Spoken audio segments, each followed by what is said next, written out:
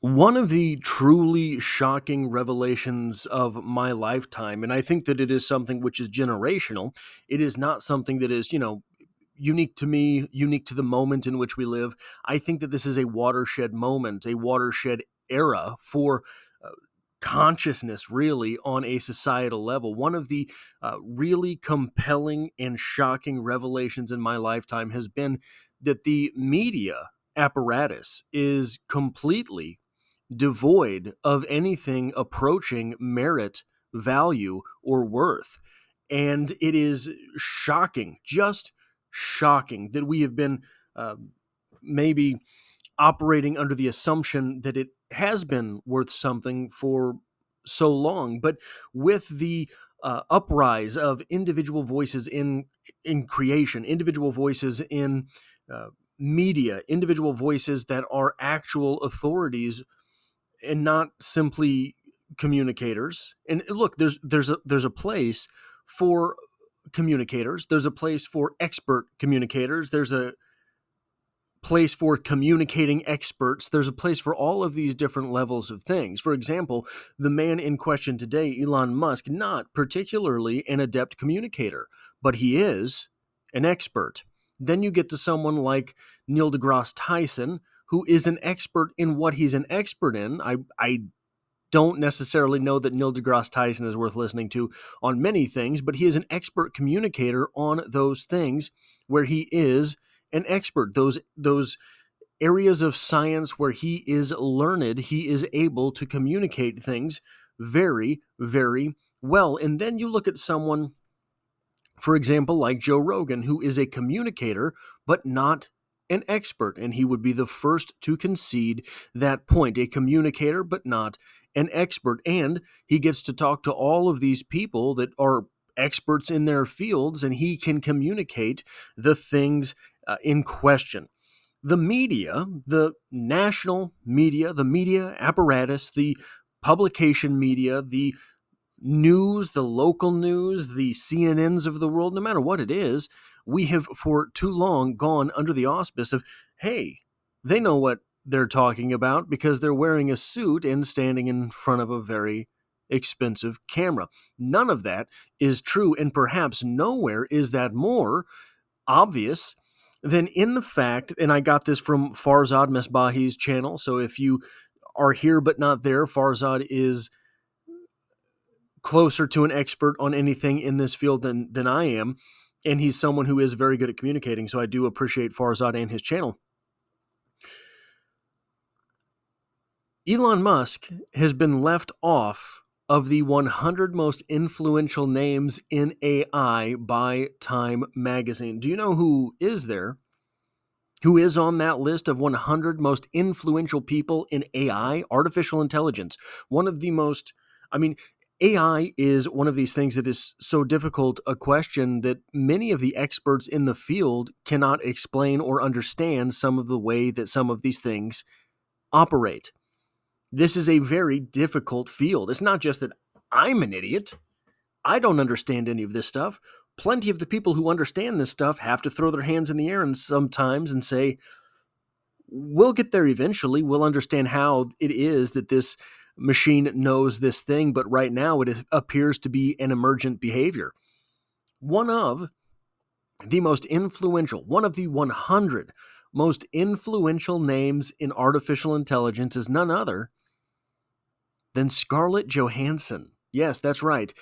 Scarlet Witch herself, or no, not Scarlet Witch, the Black Widow. Black Widow herself is one of the most influential names in AI. Now, I haven't read that blurb on Scarlett Johansson from the 100 most influential names in AI, but we have to assume that it's because this springs from the report that, or the lawsuit from Scarlett Johansson uh, onto OpenAI. She's suing OpenAI because they hired a voice actress that sounds like her. That's it. That's her contribution. That's it.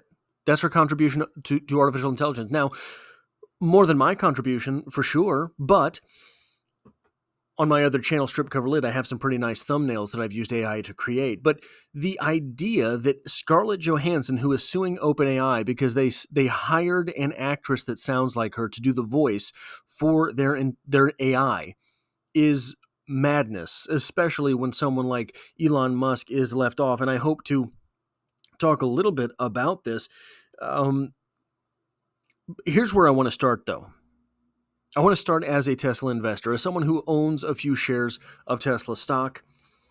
I am 1000% behind you, Time Magazine, because Elon Musk is constantly begging people to be inspired by the future.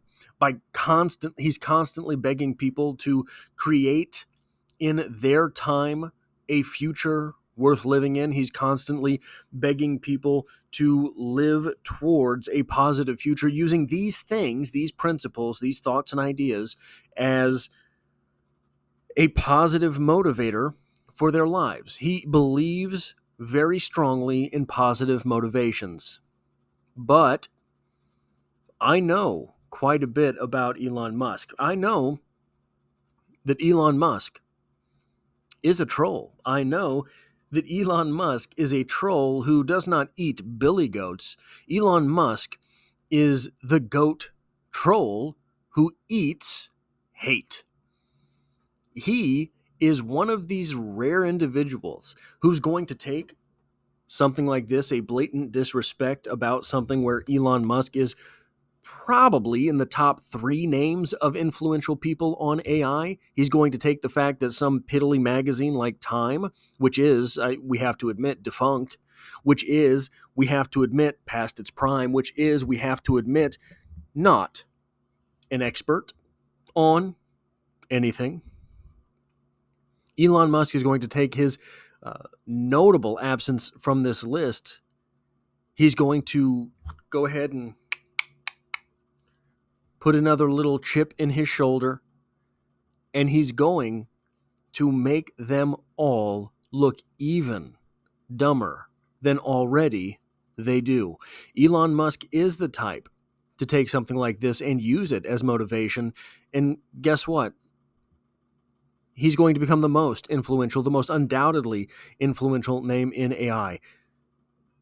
I was having a conversation with a friend recently, and she had said something about, do you think that the government will allow Tesla something? I can't remember exactly what the conversation was about, and it just occurred to me, they better, because most of these other it was about something with cars. Most of these other auto manufacturers are fledgling.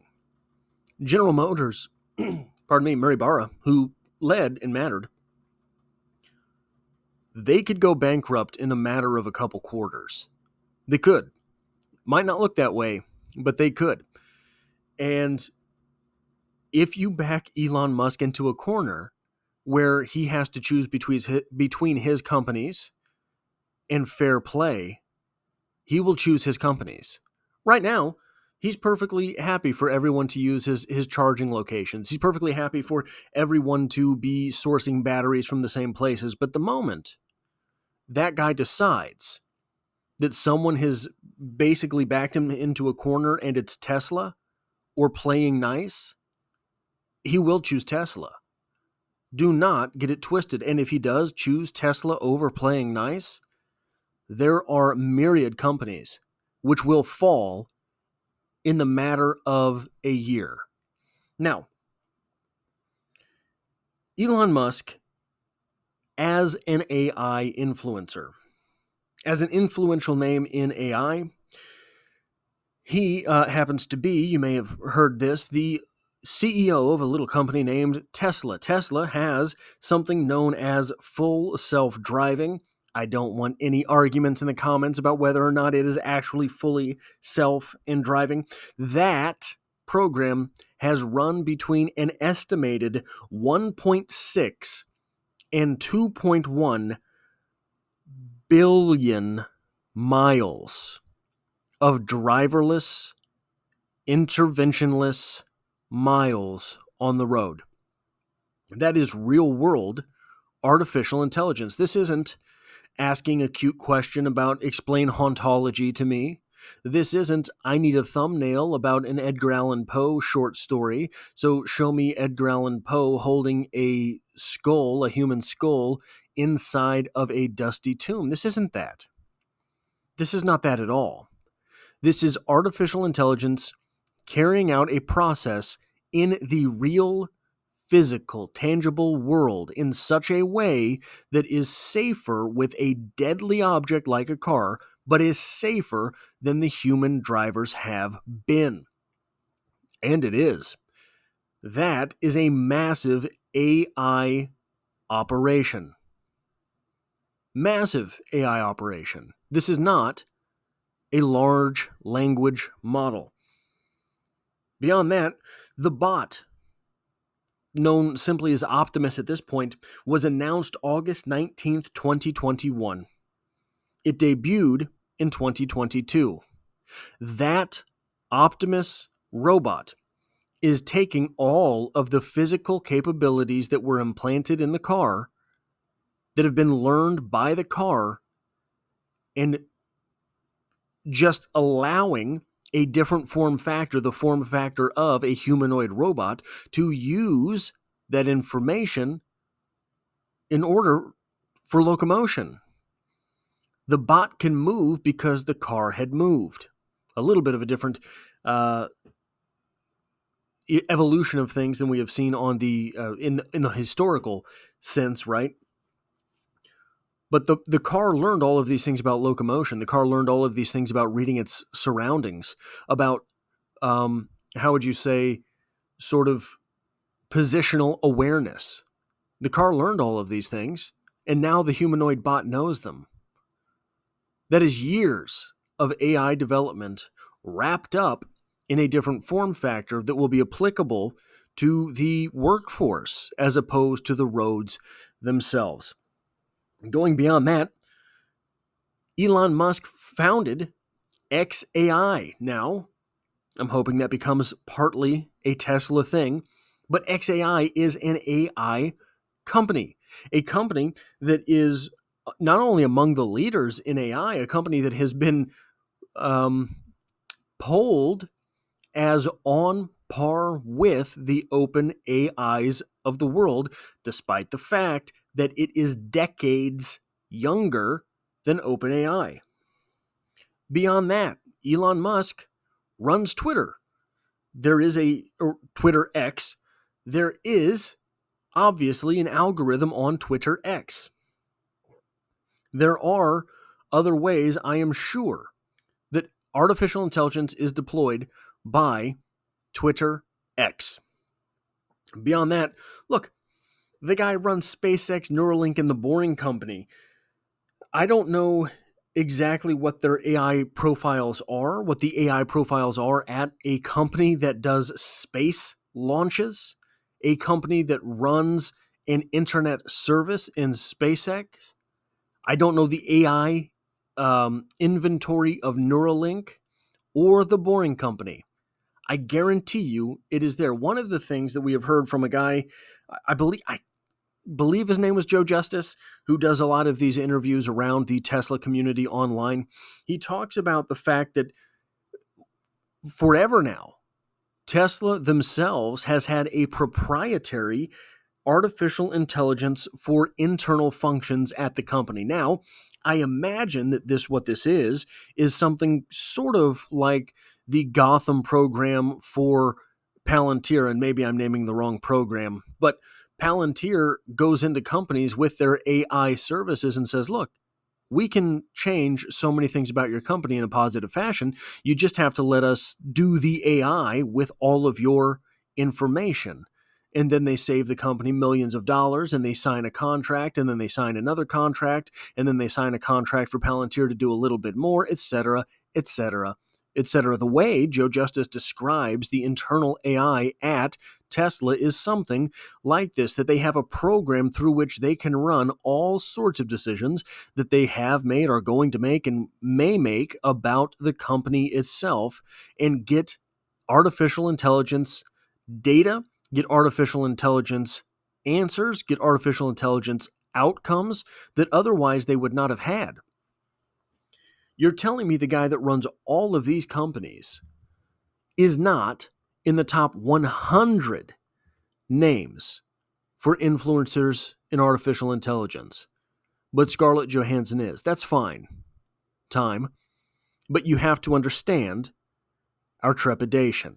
You have to understand the reason that no one is going to listen to you in the future. This is a self-own by the company, and not even a little one. The absolute dastardly state of the media is something that I did not foresee. I couldn't see through this decades ago. I imagine it has always been the same way, but there is so little merit, value, or worth in anything that is national media, or basically anything other than independent media. So little value in it that you almost have to, at this point, assume it is without merit, it is without value before going in. You have to assume that whatever it is that you are taking in is so bad as to be looking for scraps of value in it. This is worthless, Time. Your list is worthless. And so are the pages on which your magazine is printed.